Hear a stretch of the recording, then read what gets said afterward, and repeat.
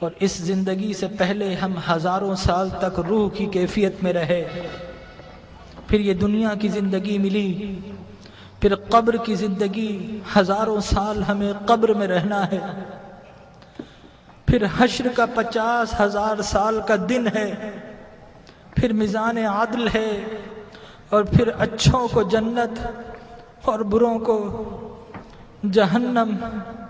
یہ انسانی زندگی کے مراحل ہیں، لیکن انسان کا المیہ یہ ہے کہ انسانی زندگی کا وہ گھر جو سب سے مختصر گھر ہے، انسان نے اسی زندگی کو اپنا سب کچھ سمجھ لیا ہے۔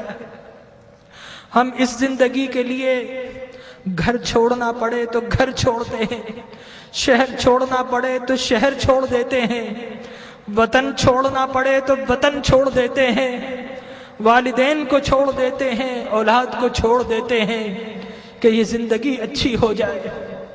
ڈاکٹر کہے کہ تمہارا جسم بیمار ہے، فلاں چیز چھوڑ دو، تو ہم وہ چھوڑ دیتے ہیں، حتیٰ کہ کھانا اور پینا بھی چھوڑ دیتے ہیں۔ لیکن میرے بھائیوں، اپنے دل پر ہاتھ رکھ کر بتاؤ کہ کبھی اللہ اور اس کے رسول کے لیے کچھ چھوڑا ہے؟ اللہ نے کہا کہ برے اعمال چھوڑ دو، تو ہم نے اللہ کے لیے کبھی برے اعمال چھوڑے ہیں؟ اس کے رسول کی محبت کی خاطر کچھ چھوڑا ہے؟ ارے فقط ایک آنکھ جانے کا خطرہ ہو تو ہم ڈاکٹر کے پاس ساری جمع پونجی دے دیتے ہیں، ڈاکٹر کو پیش کر دیتے ہیں، اور وہ رب کہ جس نے بغیر کچھ لیے آنکھ دی، ناک دیا، کان دیے، جسم و جاں دیے، گھر بار دیے، عزت و آبرو دی، جس نے مال و دولت دیا، کیا ہم نے اس رب کی بارگاہ میں کبھی کچھ پیش کیا ہے؟ اپنے دل پر ہاتھ رکھ کر بتائیے، کبھی رات نیند کو قربان کر کے کبھی اس رب کی بارگاہ میں کچھ سجدے پیش کیے ہیں؟ کبھی اس رب کی خاطر آنسو بہائے ہیں؟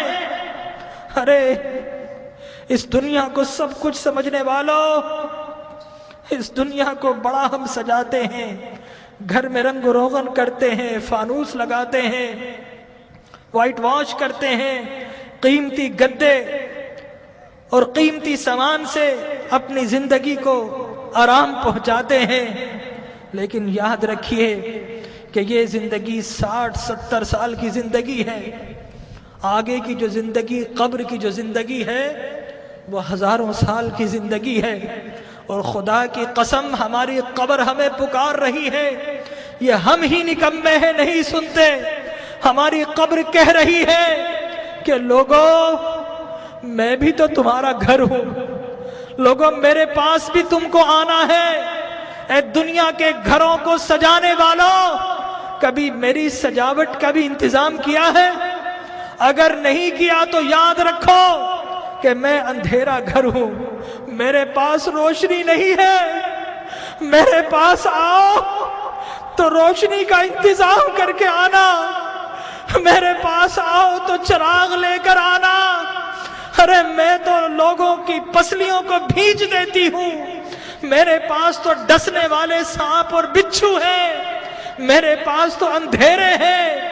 ہماری قبر پکار رہی ہے کہ لوگوں میرے پاس تو سنگریزے ہیں، میرے پاس تو تعفن ہے، پیپ ہے، پس ہے، میرے پاس آؤ تو انتظام کر کے آنا، خالی ہاتھ آئے تو پھر بڑا پچھتاؤ گے، میرے پاس آؤ تو ایک اعمال کا دیا ہاتھ میں لے کر آنا۔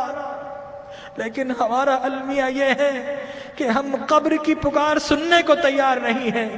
جو بڑے ہیں وہ اپنے کاروبار میں مست ہے، جو جوان ہیں اپنی جوانی کی مستی میں مست ہیں، اس دنیا کی رنگینیوں میں مست ہیں، اور جو چھوٹے ہیں انہیں کوئی بتانے والا ہی نہیں ہے کہ اس دنیا کے بعد ایک اور دنیا بھی ہے، اس زندگی کے بعد ایک اور زندگی بھی ہے۔ بتائیے اگر آپ سے کوئی کہے کہ دیوار کے پیچھے کوئی گن لے کر کھڑا ہے تو آپ جائیں گے؟ اگر کوئی کہے آپ سے کہ اس جہاز میں مت بیٹھو یہ کریش ہونے والا ہے، آپ کبھی نہیں بیٹھیں گے، الٹ ہو جائیں گے۔ تو وہ موت کہ جس کا کوئی انکار نہیں کر سکتا، کیا ہمیں اس موت کے لیے الٹ نہیں ہونا چاہیے؟ ہمارے نبی نے بتایا کہ لوگوں، جو کچھ میں جانتا ہوں اگر تمہیں معلوم ہو جائے تو تم ہنسنا چھوڑ دو، تم رونا شروع کر دو، ہنسنا چھوڑ دو۔ لوگوں، جو کچھ میں دیکھ رہا ہوں اگر تم دیکھ لو تو تم شہروں کو چھوڑ دو اور جنگلوں میں دوڑ پڑو۔ تو آج کی رات ہمیں اپنے رب کو منانا ہے۔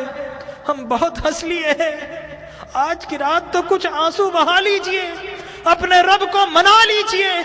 ارے اللہ کے انبیاء کو دیکھیے، یحییٰ علیہ السلام بچے ہیں، 6-7 سال کے ہیں، زارو قطار روتے تھے، بے ہوش ہو جایا کرتے تھے۔ ایک روز اپنے گھر سے نکل گئے، غاروں میں چلے گئے، ماں باپ ڈھونڈ رہے ہیں، لوگوں سے پوچھتے ہیں 7-8 سال کا بچہ ہے، کسی نے دیکھا؟ ایک چرواہا کہتا ہے کہ بچہ تو نہیں دیکھا، ہاں اس غار سے رونے کی آواز آ رہی ہے، 3 دن سے کوئی رو رہا ہے اور اس کے رونے سے ہماری بکریوں نے کھانا اور پینا چھوڑ دیا ہے۔ ماں باپ اندر جاتے ہیں، دیکھتے ہیں اللہ کے نبی یحییٰ رو رہے ہیں۔ ماں کہتی ہے کہ بیٹا اب تو چلو، اب تو رونا بند کر دو۔ اللہ کے نبی یحییٰ فرماتے ہیں اماں، عذاب قبر سے بچنے کی ضمانت آپ دے دو اور رونا میں چھوڑ دیتا ہوں۔ اللہ اکبر۔ تو آج کی رات اپنے رب سے عذاب کی پناہ مانگنی ہے۔ حضرت ابراہیم بن ادھم ایک باتھ روم، ایک ٹوائلٹ میں جاتے ہیں، جانے کی کوشش کرتے ہیں، حمام کا مالک روک دیتا ہے، کہتا ہے پیسے دو۔ حضرت ابراہیم بن ادھم رونا شروع کر دیتے ہیں اور کہتے ہیں کہ یہ لیٹرین جو شیطان کی جگہ ہے، یہاں پر جب بغیر پیسے کے نہیں جا سکتا، ارے اللہ کی وہ جنت جو انبیاء اور اولیاء کے رہنے کی جگہ ہے، وہاں اعمال کے بغیر کیسے جاؤں گا؟ تو آج اعمال کا چراغ لے لیجئے۔ اللہ تبارک و تعالی ہماری حاضری کو قبول فرمائے۔ اپنی محرومیوں کو یاد کیجئے، اپنی بیماری